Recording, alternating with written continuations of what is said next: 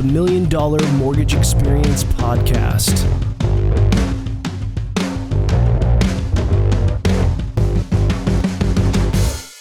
All right, welcome to the podcast. Our guest today is Tim Callan. Tim is a financial advisor and co-founder of his wealth management firm, Callan Capital. He started this firm back in 2007, right before the financial markets imploded, and they've been since successful in growing their firm up to over $1 billion. So welcome to the show, Tim.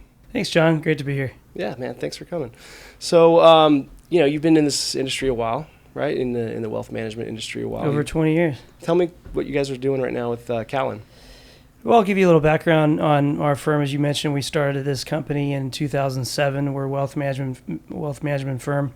My brothers and I are partners, and we all started the company. Prior to that, we were with Merrill Lynch and their private banking and investment group, which is Merrill's kind of dedicated high net worth wealth management channel. And I started in the industry in 2000 with Merrill Lynch.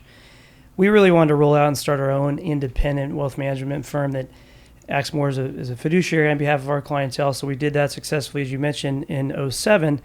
I'd like to think that we knew the writing was on the wall in terms of the global financial crisis, but really didn't have any idea at that time. Stock of Merrill Lynch was trading at $98 a share, and we used to have a sign on our wall that showed Callan's left Merrill Lynch in 2007 when the stock was trading at about $100 a share. Nice. So we rolled out, started our firm, and as you mentioned, then the global financial crisis happened. But we managed to navigate through that. For the entrepreneurs that are on the call, you'll know how difficult it is to start a company, and we went about 2 years without taking a paycheck. And part of that had to do with what was going on in the economy at the time. But we successfully rolled some clients over to start and seed the business. But today, if we look back, it's we've grown closer to about $1.6 billion in assets under management for roughly 165 families. So on average, the liquidity is about $10 million per family. So we kind of focus on that high net worth to ultra high net worth type clientele. And when you add in sort of real estate assets and business assets and things of that nature, the net worth is in the 20 million plus range on average, with some folks up in the 100 million plus type range. We have an office here in San Diego and another office in Austin, Texas. And we really kind of provide two services. One is the portfolio management, and the other is the financial planning and consulting side, where we kind of advise on all areas of a significant estate. So think of retirement planning, trust and estate planning, wealth transfer techniques, tax minimization, risk management, and philanthropic techniques. So we have a team of planners that advise on that. So that's a little bit about us and the types of folks that we work with. And so what? That's great. So when you were in 2007, right, in 2008, seeing all this, and you're in an office with your brothers, I'm just trying to imagine this, right? You're seeing the whole world meltdown, right? And were you guys ever like, what did we do? Why did we go out on our own? Or were you kind of like glad that you were able to go out on your own and not have to, get dragged down with Merrill and all that? There's a lot of mixed emotions. And of course, we were now business owners, and we had overhead, we had employees, we had rent that we had to deal with. So from that perspective, it was very nerve-wracking. But in hindsight, it was nice to be outside of the large banks and brokerage firms that were in such a negative limelight at that time. Right. And we were among the first that would roll out and go independent. And now it's much more common to see advisors leave brokerage firms to go independent. But back in those days, it was very unusual. Most people would go from one brokerage firm to another brokerage firm as a much safer bet. You get a check for making the move, and then you have another employer that will pick up your overhead expenses. So that's why it was a lot more common back in those days. It was a very challenging time, but it was nice to be able to pick up the phone and call, old clients and prospective clients, and have that news going within the large brokerage firms saying, "Look, we're independent. Yeah. We're not part of that. We're not getting dragged down." Exactly. So I think in hindsight, it worked out to our benefit. That's great. And so being at Merrill Lynch, you focused on high net worth individuals and wealth management there as well. Did kind of similar, but you did some work with some mortgage stuff, right? I mean, like, you didn't personally do mortgages, but I know you came across your clients needed mortgages, and and that kind of thing. And was there like a mortgage division that you referred to, or did you kind of help them with private client loans and stuff like that as well? Yeah, when working with a large brokerage firm, they had their own bank in-house, and so we were somewhat prohibited to refer outside. It would be considered dealing away from your institution. Right. So when we did mortgages, they were through Merrill Lynch's mortgage bank, and they had a very competitive floating rate product, which we did a lot of back in those days. And for clients that held on to that product over the years, they would have done extremely well because it was based on LIBOR, and as you know, LIBOR for the last decade in Fed funds and all the other short-term interest rates have been at or near zero. Right. So yeah, it was a great product, and we did a lot of that at that time. And I'm not sure how many of our clients held on to it, but now it's obviously going through the roof on the short-term loans. Yeah, you don't want to have an adjustable right now, right? Hopefully your clients locked in a 30-year fix back a year ago or whatever, right? So also, like, right now, kind of fast forward ahead, I know you went through COVID. That was probably a little nerve-wracking as well, having all those clients and $1 billion in wealth management. That's a lot to have on your shoulders. Like, so how was it going through COVID? Was that nerve-wracking, or did you kind of have some good strategies that you're able to foresee or kind of navigate that? COVID, as with just about every recession, was incredibly stressful as well. Yeah. And that one was more of a rip the Band-Aid off. The economy ceased to create and function in a matter of weeks. And so if you can kind of take yourself back to those days, the market crashed almost instantaneously. And the uncertainty was pretty incredible because you knew that the federal governments around the world were suspending all the economies and all economic output and the ability to get together and function. So it's not like anything we've ever seen historically. It was the second largest recession after the Great Depression, but it was over quickly. Yep. And it was a V-shaped recovery, and things got back to where they were in a very quick period of time, which is unlike other recessions. Like, for example, in 2000, the tech bubble took several years for that to play out. So that was more of a kind of a U-shaped recovery. And I would argue that this situation we're in now is a little bit more comparable to 2000 and more of a slow bleed relative to rip the Band-Aid off like we had in the pandemic. So with that in mind, the tech bubble really fed and kind of contributed to that recession. What do you think is one of the major contributors to this one? We've had extremely accommodative both fiscal and monetary policy over the last decade. Yeah. So you think about interest rates were incredibly low, and then you had the Congress, spending a lot of money in the form of fiscal policy. So a lot of deficit spending and that kind of thing in order to keep economic growth going. Now with hindsight in focus, we can now see that they, obviously overdid it. They had to do some of that during the pandemic because, like I said, the economy was shut down. So the government had to step in to bail us out. And had they not done that, we would have had a depression similar to what we had back in the 30s. But they went a little too far. Yep. And there's really no question about that. And I think they would admit that at this point too. And so now they're kind of playing catch up. Mm-hmm. Yeah, trying to figure that out. Raise rates. I mean, rates have risen more than I've ever seen in my career. I got into the business in like '98, and rates were super high. They were really, they're up in it. I think for a 30-year mortgage, it was 7.5%, 8% with Fannie, and then on the subprime side, as that started coming out, it was like 10%, 11%, 12% first mortgage rates. I know they were much higher before that. My parents remember that. But this last run with them just really tightening and trying to rein in inflation, they've raised it so fast, so quick. Right. Almost like knee jerk in a way. Do you think they're going to get what they want, the Fed? Like, do you think this is going to kind of rein in that inflation And do you think we'll see kind of an end to this hiking of the rates? I know you probably don't have a crystal ball, but it'll definitely work. Yeah. Eventually. It might be a little bit slow. It's already showing signs of working. Yeah. You've seen inflation come down a little bit. It peaked up at about 9 year over year, and it's come down into the low 8s. It'll work. The question is not whether it'll work. At what expense? Yeah.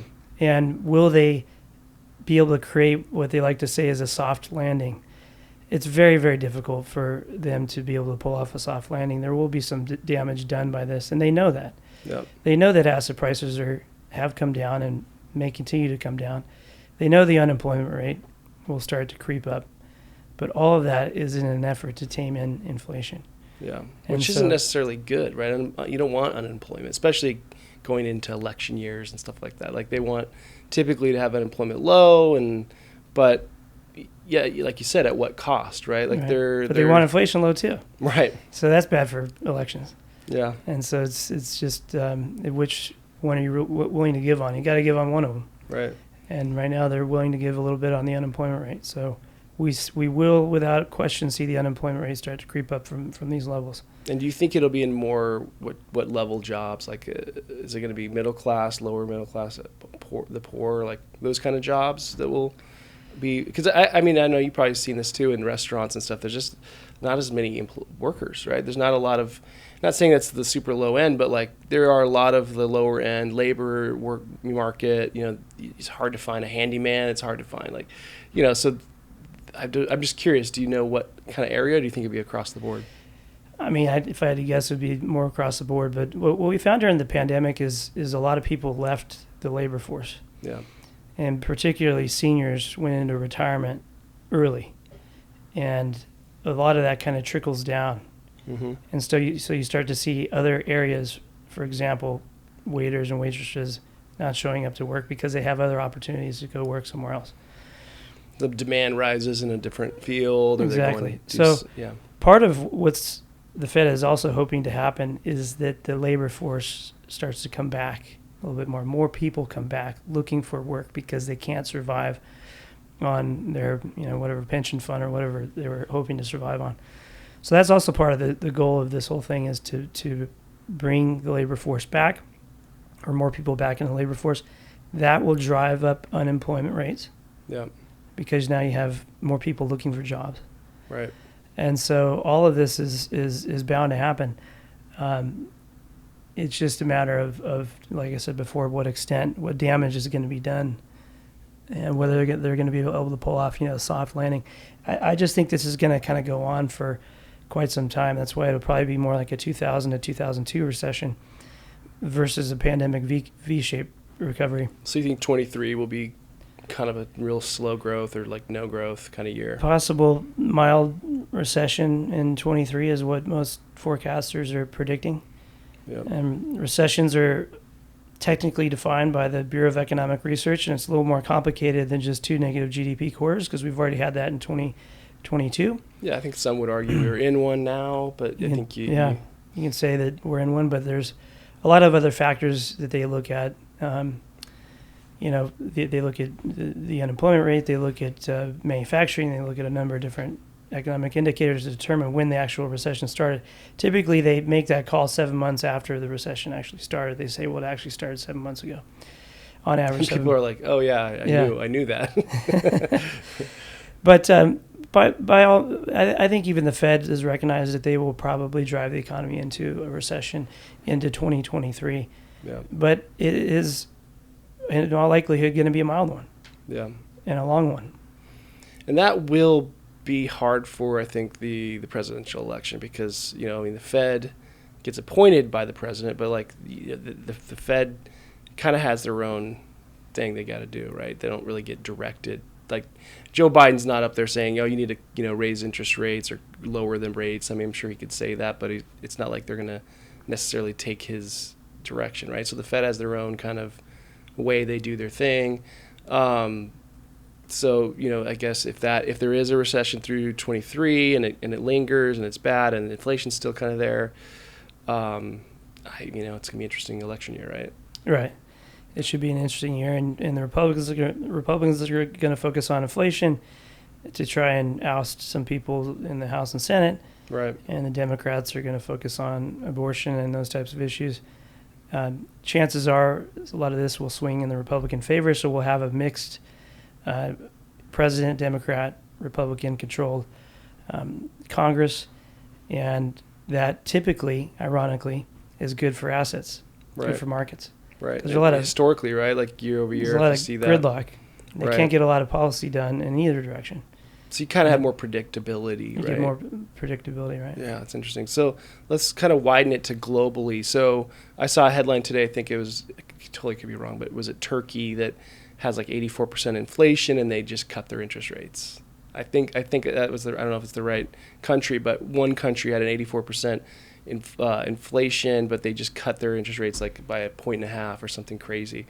I'm just curious if you have any thought on like why a country would do that. Is it out of like we have to have some growth to sort of get us even to survive, or like what would be the reason someone would do that? Like that's one I can't really speak to in terms of why an emerging market like that would cut interest rates when inflation is out of control. Sometimes there is a difference of opinion between monetary and fiscal policy, which is kind of what you're alluding to, where on the monetary side, they're cutting interest rates in order to spur growth. And on the fiscal side, you might be seeing increased spending on behalf of the government. The two kind of offset each other and oftentimes can negate the effect of the other one. So how are we stacking up against the rest of the world? I know, we tend to look at our markets, especially like mortgage brokers or real estate. We don't really think of what's happening in other countries. Some of us do, but it's like we think, oh wow, we have this high inflation in America, but there's high inflation around the world, right? Yeah, absolutely. Across virtually every area of the world, there's high inflation. In the developed markets, you have high inflation in Europe and Japan. It has been a little lower than in the U.S.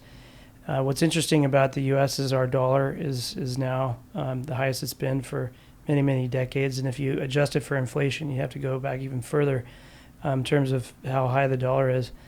That is a result of the fact that we have slightly higher interest rates here in the United States than a lot of the developed countries do, for example, Europe and Japan. So their investors are pouring money into the United States, and it continues, into our treasuries and bonds because the yields are high. And it continues to kind of propel this high dollar. High dollar has some very serious implications to our economy as well. 50% of the revenues from the S&P 500 companies are overseas, and they get impacted by high dollar because all of a sudden, as a foreigner, the prices of those goods is significantly higher. So it impacts our ability to export. It impacts the earnings of those large companies. But if you're a traveler and you go outside, just like when we were in Japan, it was an amazing experience to have high dollar. Right, really helps.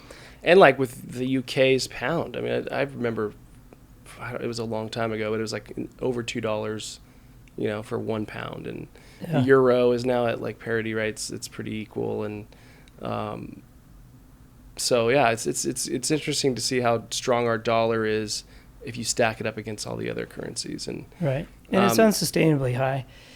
It won't be this way forever, but as long as our interest rates, that differential between our interest rates and their interest rates is high enough to bring in more money, it's going to continue. So for the foreseeable future, we should have a high dollar.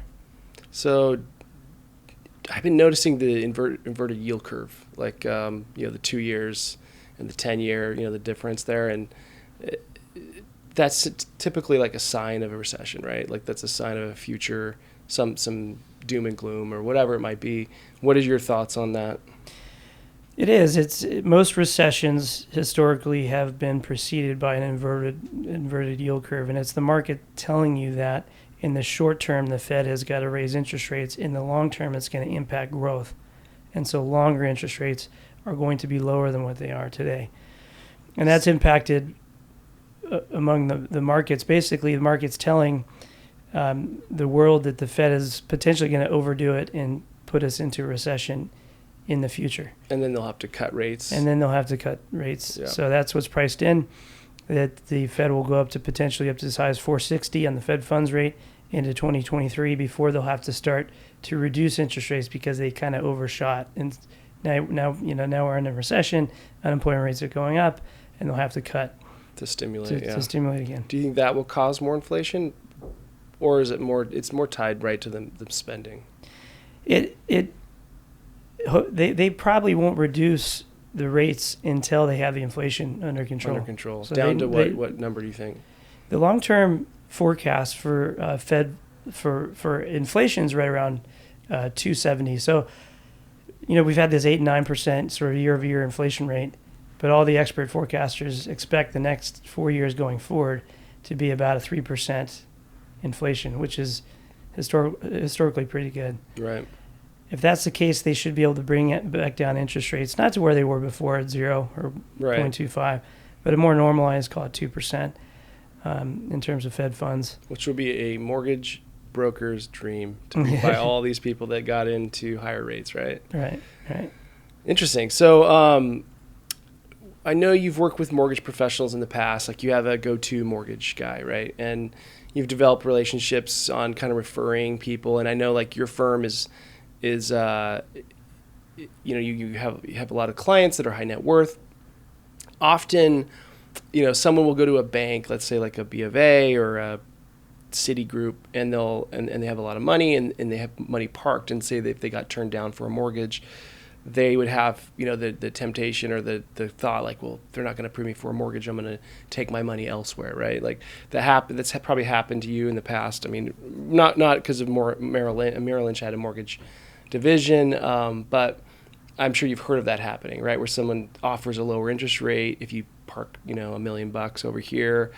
Have you seen that? I know that, obviously the mortgage side, they're not making the money on the mortgages, they're making the money on the deposits, right? The wealth being held.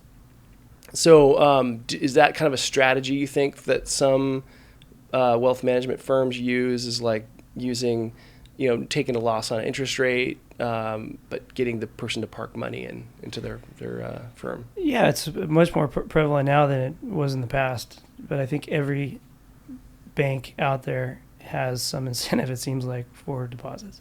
Yeah. And into their wealth management departments. Right. And sometimes we as an independent firm might move some client assets over to a B of A or Wells Fargo in order to get our client the best price. Yeah. Schwab is our custodian. They have the same thing. They have a Schwab bank, and they look at deposits at Schwab in order to price that out. So it's a difficult game to compete against because, as you said, they're taking a loss, or at least not much of a profit on the mortgage itself in order to attract those assets. Right, which makes it really difficult to compete, obviously as a mortgage broker, because you don't have that, asset management side of your firm, your broker shop. But, in some instances you might come across someone who, maybe not with your firm, but you could probably, with your colleagues, like you've heard of, people needing a mortgage relationship, like a broker that can figure out more complex deals and stuff like that. I know you have one that you work with, that you've been working with for a long time, but if, say, like a mortgage broker, one of our listeners wanted to develop a relationship with someone like you, not you necessarily, don't call Tim, but if they wanted to, like, what would you say a good approach would be to, like, because it is a good relationship, right? Like I know you refer mortgages to your mortgage guy, and I'm sure he might refer you clients from time to time as well. So, like, it's a good thing to have. I think it's, when I was doing loans, I loved that relationship. I had one with Citi, and I would, they would refer me deals and on complex clients that they couldn't necessarily get, done. But how would you kind of recommend to make that relationship? Start with your clients. So if you have a particular client that maybe had a complex situation, you were able to put together a mortgage where maybe some competing firms were not able to do so, and you ask that client, who's your wealth management advisor, and you go that direction, because chances are they're going to have other clients like that. Mm-hmm. Most wealth management firms, my own included, we're niche oriented and we specialize in specific things, and so there's a good chance that wealth manager has other clients like that client. Yep. I'd also say to kind of put your best foot forward in terms of terms, because what will blow up a relationship is if the wealth manager sends a client over to you and then the client says, they're not competitive at all. I found another deal myself Right. over in this direction. You're like, thanks for nothing. That happens once and that's it. Yep. So kind of sharpen the pencil the most that you can on the first time. Right. And that way that wealth manager knows that they don't even need to do due diligence on your rates. Right. Because every deal that Joe gets is already at rock bottom pricing. Right. Now, which will make you look good, make them look good, want more referrals. Yeah. And it's a volume game at that point, because you might not make as much money on that mortgage as you may some others that you deal direct with the consumer, but you're going to get much more volume to make up for it. And probably other referrals from that client's friends and from, right, that kind of thing. So that's great advice. Any shout outs to anyone that's kind of helped you along the way? I know you're been very successful. So, give you an opportunity to thank someone that's been there for you or mentored you or anything like that. Yeah, I think, Schwab is our custodian, and I always give a shout out to them. I started my career with Schwab up in San Francisco and had a wonderful training experience. So when it came time to decide on what custodian to go with, we were talking, we had the opportunity to go with Fidelity or TD Ameritrade, but we went with Schwab. They've done a wonderful job for us and our clients, and I have a lot of great friends and mentors at that company.